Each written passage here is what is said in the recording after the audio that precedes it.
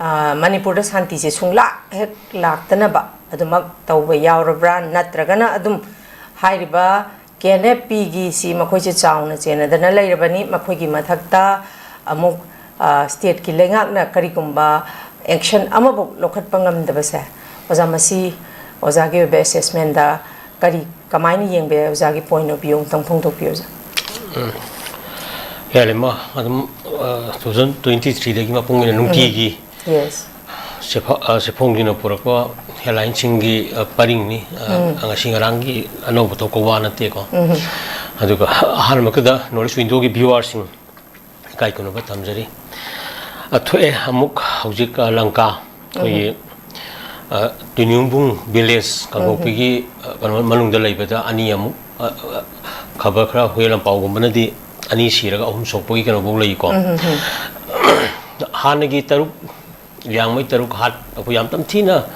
maset tana hatopi bagi justice ngai dana leiringai tanja sida akoina hoji ani amuk si bagi kanu duni adugo mangna sogoi nei na bakuting gi hai khrabani adum sini adum toni maramdi yokhat laga thamba terrorist group khara thal leire haibase akoina khangabani sauraba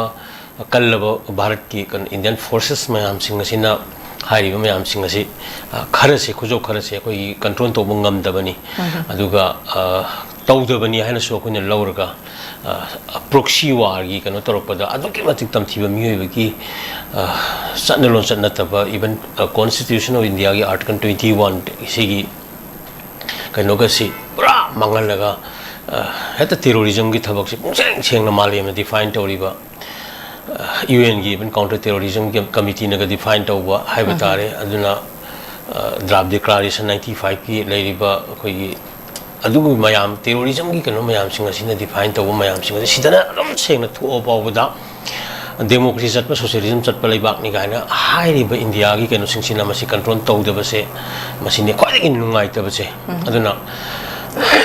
bakhatana ngasi su haying su adum thola pa yapagi phibam lei si koi tatana hairabani aduna koi yamna yellow fruit mayam sing aduga fruit masa mayam sing gi yamna coordination ama sangi aduga yana koi punjin ba ma sangi aduga makhoi sidi adum torani ji hai lei makhoi na khangabani maramdi mito miran sani haidum khange adugi mathakta amuksu illegal tradings of drugs and sophisticated weapons ko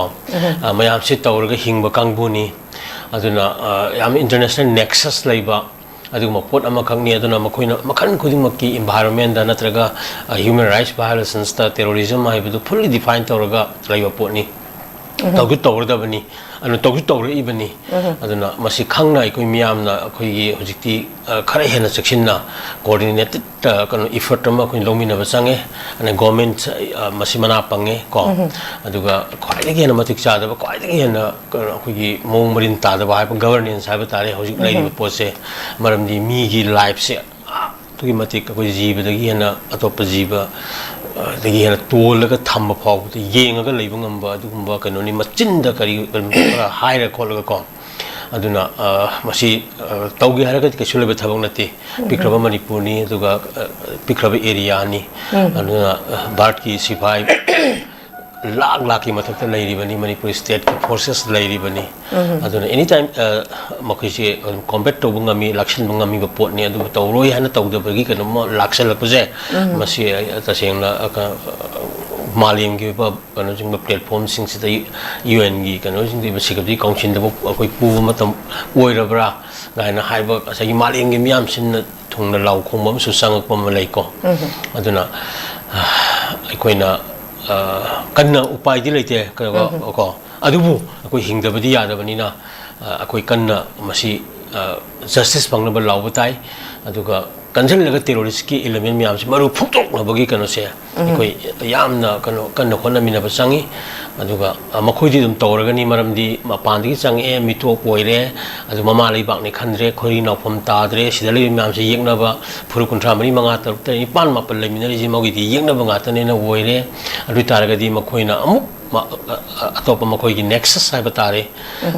mi singa manara kanda sigi lei kano singse adu mati ot dai ba se makhoi mathong ni aduna hariba pandam makha koi sidai da yellow fruit maya muthatpagi ama laibase masigi kano se aikoi myam thengnamiнаgadabani aduna hojik kanoni miyamgi kano apam sigi mayukta sum lairagadi any kind of governance akoi lepangam ko adu mayam to khangadabani aduna athumatamda sini action take low high bus natana kano laite adubu miyam se is the miyam gi kholau si isoi kholau ni hari bani na miyam na will decide one day ko si negligence mayam sigi dum to parama tambirakani ha bise masi soidana laagadu pot amani aduna hojiti akoina section bama sange maramdi terrorism terrorist mayam sida karigumba issue kare hinganna bo hona bada manipur thugaina bo hona bada makoi issue si hinganna bo hona bada any kind of koi terror and the violence ki kano se akoi chathare adu masi chathale aduna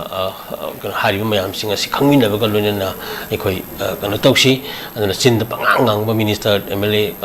ki wa tare aduna hari mayam singa sida ikoina yam section na honara kanda terrorism si maru phongna muthatna bagi lambi sing yengmina sina thangge ko